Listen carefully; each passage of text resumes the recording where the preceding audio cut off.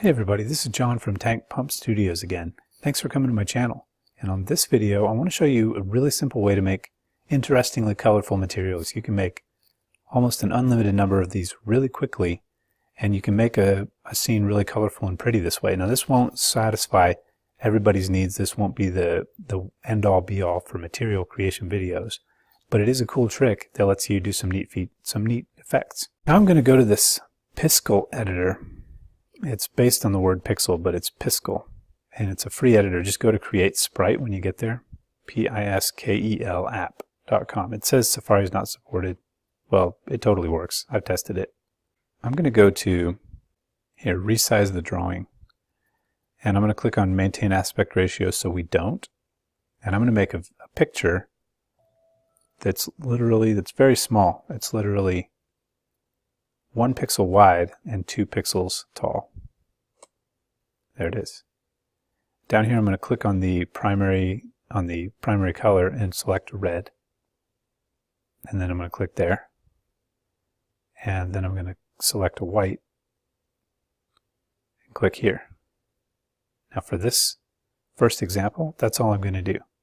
Then go over to Export and select the Ping tab. Download. Okay, this says 3:6. It says scale 3x. I want scale 1x, 1:2. Download.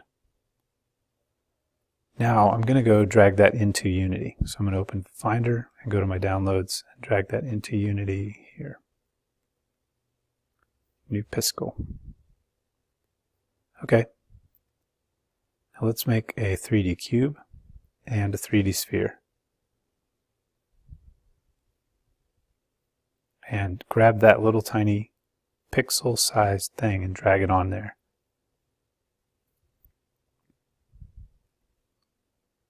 And you get a pretty cool pattern instantly. It's because in the pixel importer, in the picture importer that is, it's using bilinear filtering. If you turn that off, you just get that, which is kind of what you'd expect at first. But if you go bilinear or trilinear, then you get a blended gradient out of it.